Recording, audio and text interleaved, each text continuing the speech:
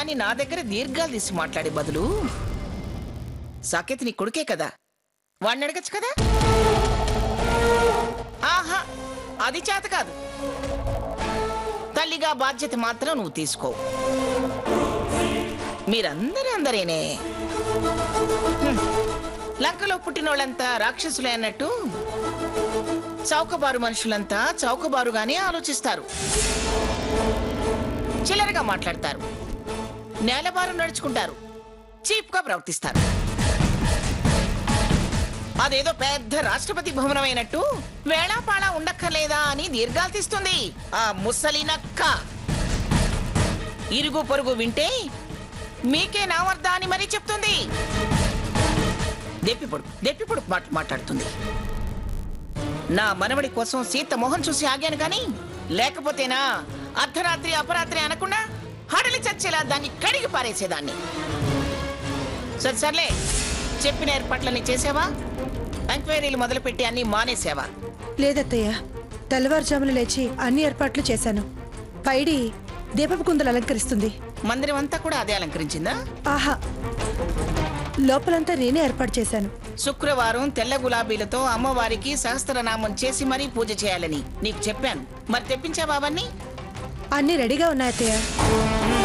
మరి పరమాన్నం వండాను. పూజ పూర్తి కాగానే పిలుస్తాను, అన్ని రెడీగా పెట్టు. అలాగే. చూడు, మధ్యలో నన్ను డిస్టర్బ్ చేయకు, ఏకాగ్రత పోతుంది. పైడి అమ్మగారు, ఏ అన్ని సిద్ధం చేసావా? అంతా రెడీ అనండమ్మా.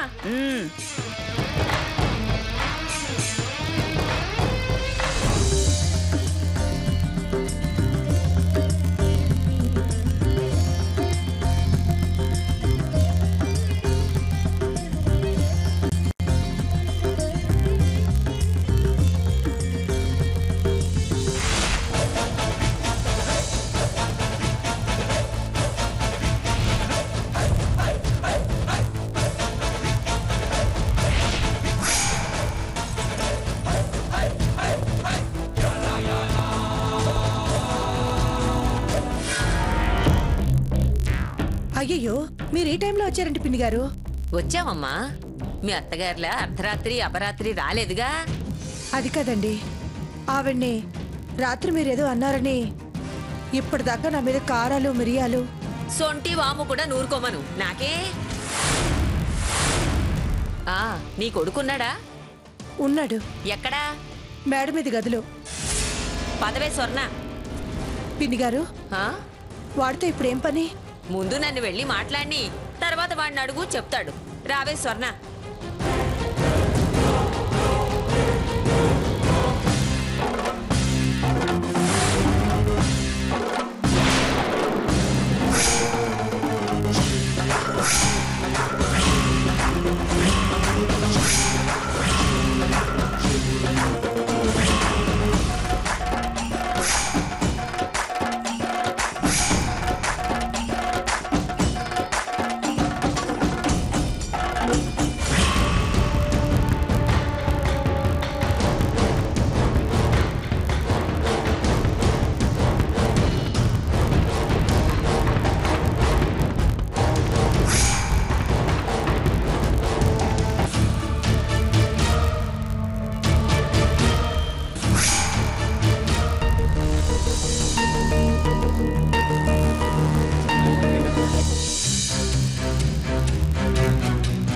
స్వర్ణ, నువ్వు బయట ఉండవే.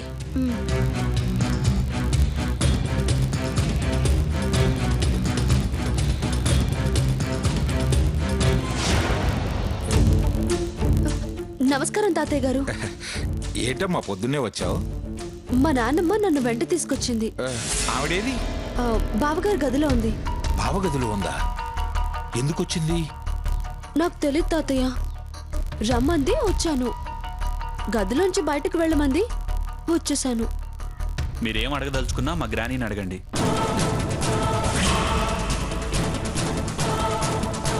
వాడికి ఏదో గడ్డి పెట్టడానికి వచ్చింటుంది. ఏంటి మీ ఉద్దేశం? నిన్ను అడగాల్సిన మాటలు నిన్నే అడగాలి గాని ఆవిడ్ని అడగడం ఏమిటి?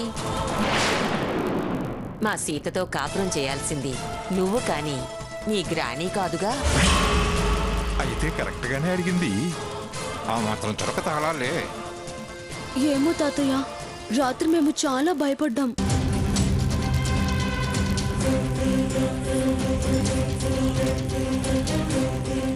సరే సరే లోపలికి రా. అంత భయం ఎందుకో? నాకేం భయం? సమాధానం చెప్పాల్సిన వాడివి నువ్వు కాని ఆవిడ కాదు. అనుమానం వచ్చింది, తీర్చేసుకోవాలి. అందులో తప్పు లేదు బాబు. కానీ అదే మనసులో పెట్టుకుని పీడించడం మాత్రం తప్పు బాబు.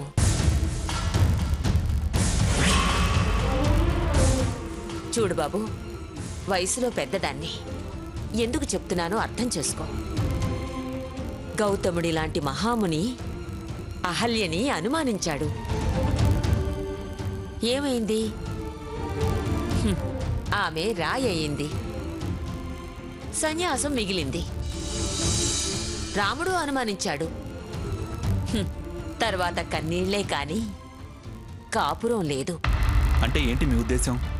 అలా మీ మధ్య సుఖ సంతోషాలు దూరం కావద్దని కాస్త మనసు విప్పి మాట్లాడుకుంటే మంచిది అంటున్నాను. రాయబారం పంపిందా? మనసు బరువెక్కి బాధపడుతోంది. అదేం పంపలేదు, నేనే వచ్చాను బాబు. చెప్పారుగా, వెళ్ళండి. బాగానే తలంటుతున్నట్టుంది. తలేకా తాతగారు, తలలోపల మెదడుని కూడా ఉతికి ఆరేస్తుంది మా నాన్నమ్మ. వాడి నాయనమ్మ కంటే 4 ఆకులు ఎక్కువే చదివిందంటావు. లోపల ఏం జరుగుతుందో ఏమో. ఈవిడ కళ్ళు తెరిచి ఆవిడని చూస్తే భూమి బద్దలవుతుంది. దుమ్ము దులుపుకుంటే పోతుంది, బురద కడుక్కుంటే పోతుంది, మైల స్నానంతో పోతుంది. కానీ మనసుకి అనుమానం అంటితే మనిషి అన్నీ కోల్పోతాడు. వాడంత తేలిగ్గా అర్థం చేసుకుంటాడంటావా స్వర్ణ? అనుమానం లోపలికి తొంగి చూస్తే విశ్వాసము, ప్రేమ బయటికి అడుగు పెడతాయి. రికార్డు గ్రానీకి వేయకుండా వీడు బుద్ధి మార్చుకుంటాడంటావా? నాకు అదే డౌట్ తాతయ్య గారు. చూడు మనవడా, వేలు పట్టుకుని నడిపించాల్సిన వాడివి వేలెత్తి చూపించి దాన్ని భయపెట్టకు. కాబోయే భర్తగా ధర్మం పాటించవయ్యా.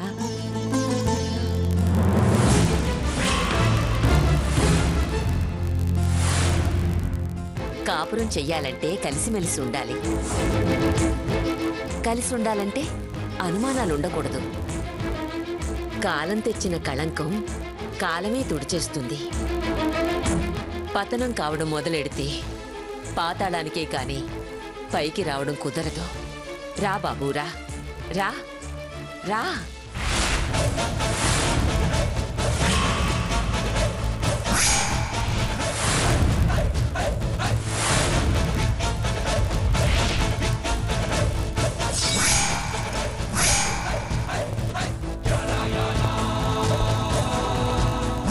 ఏ స్వర్ణ, ఎక్కడున్నావే? రా త్వరగా.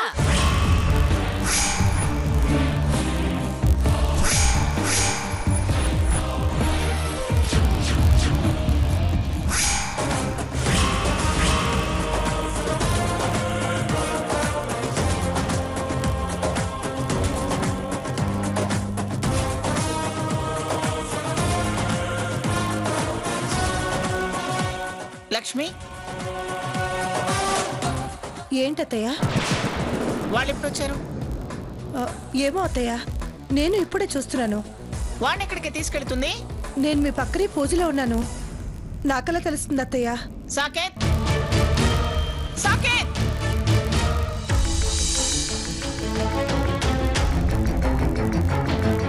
రఘురా, పద. జరిగిందేదో జరిగిపోయింది. నువ్వింకేం దాని గురించి ఆలోచించుకో. రా వెళదాం. రమ్మంటుంటే ఆ అమ్మాయి జీవితానికి ఎలా రాసిపెట్టుంటే అలా జరుగుతుంది. నీ తప్పు లేకుండా నువ్వు చేయాల్సిన పని ధర్మంగా చేస్తున్నావు. మంచితనానికి తాత్కాలికంగా కొన్ని ఇబ్బందులు పడాల్సి రావచ్చు, కానీ అవి శాశ్వతంగా ఉండవు. నీ మీద ఏ నిందా పడకుండా సీత జీవితంలో ఇంకే అనుమానాలు తొంగి చూసే అవకాశం లేకుండా మనం చివరి ప్రయత్నంగా చెయ్యాల్సింది చేసే వెళుతున్నాం కదా.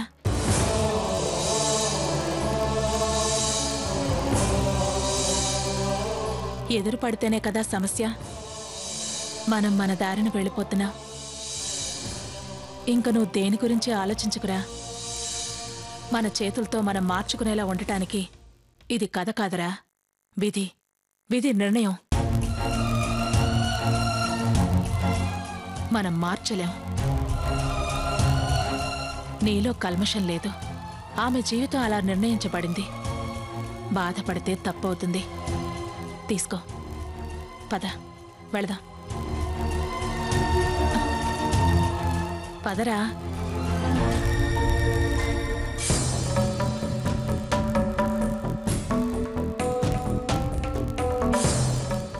రావయ్యా రా. అమ్మా సీత, సీత, సావిత్రి, సీత రండి.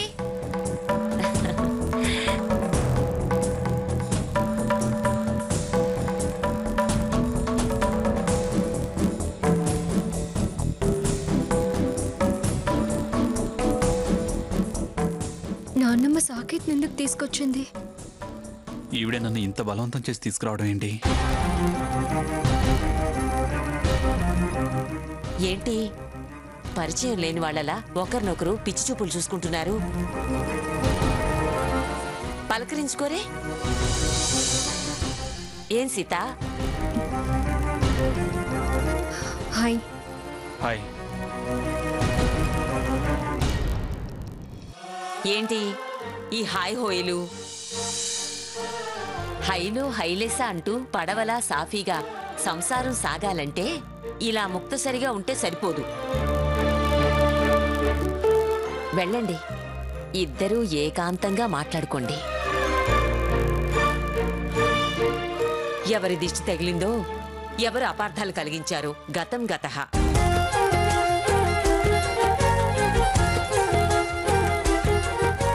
సీత, తీసుకువెళ్ళు. అలా మనసు విప్పి మాట్లాడుకోండి. మొన్న బయటికి వెళ్ళొచ్చి కళ్ళు తిరిగి పడినట్టు కాదు, మాటా మంతి అయ్యాక చిలక గోరింకల్లా నవ్వుతూ తుళ్ళుతూ కనపడాలి. వెళ్ళండి.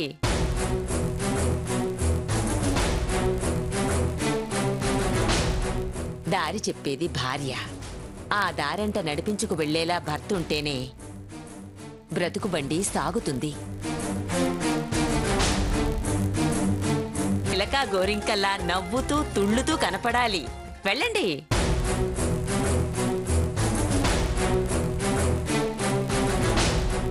దారి చెప్పేది భార్య. ఆ దారంట నడిపించుకు వెళ్లేలా భర్త ఉంటేనే బ్రతుకు బండి సాగుతుంది.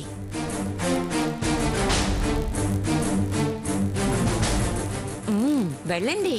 నానమ్మ చెప్తోంది కదా, వెళ్ళమ్మా. అలా పెరట్లో మొక్కలు చూస్తూ మాట్లాడుకోండమ్మా.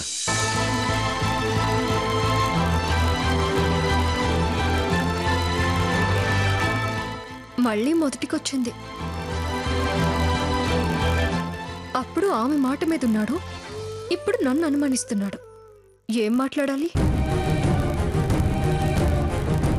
మనవడా, పద. సీత, తీసుకెళ్ళమ్మా. సీత, వెళ్ళమ్మా.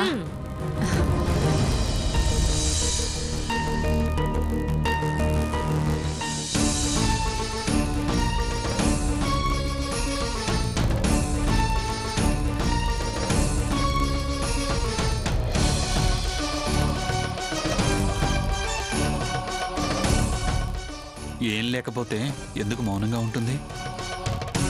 అడగాల్సినవన్నీ అడిగాను, ఇంకేం అడగను? ఎలా చెప్తే అర్థమవుతుంది? సరే, నాదే తప్పు కావచ్చు. అయితే తను మాట్లాడించకూడదా? తప్పు అతందే. నేనెందుకు తగ్గి మాట కలపాలి? అలా చేస్తే అర్థం చేసుకోకుండా ఇంకో రకంగా ఆలోచించి ఇంకా అనుమానించొచ్చు. అనవసరంగా అనుమానించి బాధ పెట్టానా? మామూలుగా బాధ పెట్టాడా? మత్తివ్వకుండా ఓపెన్ హార్ట్ సర్జరీ చేశాడు. ఏదైనా డౌట్ క్లారిఫై అయిందాక నేను మాట్లాడకూడదు. ఇంతకన్నా నేను చేయగలిగింది ఏమీ లేదు. రియలైజ్ అయితే తనే పలకరించాలి, అపాలజీ చెప్పాలి, అంతే. అందాక నో కాంప్రమైజ్.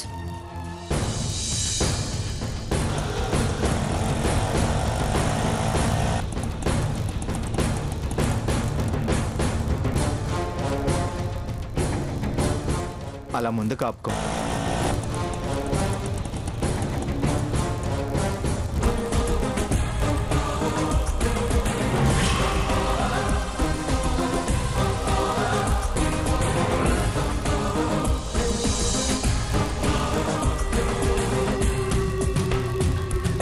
మీరు నా పేరు శారద, మ్యూజిక్ టీచర్ని.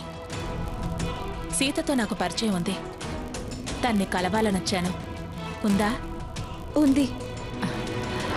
ఈ కవర్ సీతకివ్వమ్మా, చాలా ఇంపార్టెంట్. ఇదిగో, జాగ్రత్తని చెప్పు.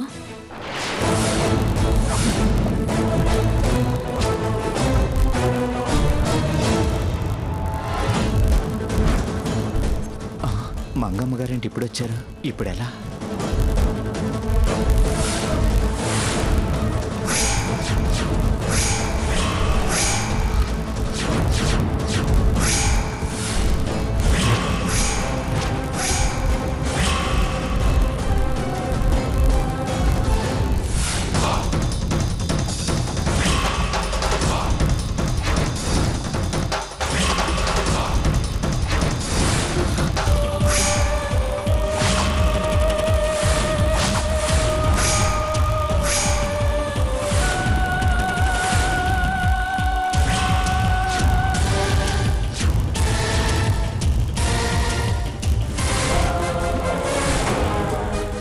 లోపల బావున్నాడు. ఇప్పుడు అమ్మమ్మ వచ్చింది. ఈ ఫోటోలు గాని చూస్తే అమ్మో.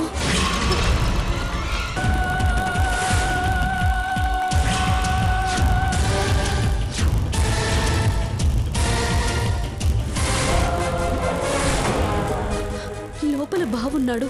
ఇప్పుడు అమ్మమ్మ వచ్చింది. ఈ ఫోటోలు గాని చూస్తే అమ్మో.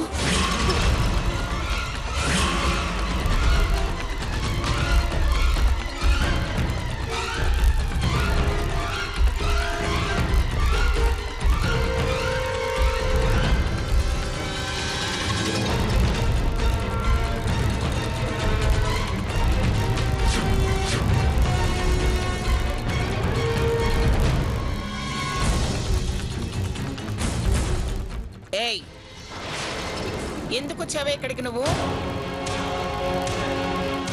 నేనెక్కడికైనా వెళతాను, వస్తాను. దానికి నీ పర్మిషన్ కావాలా?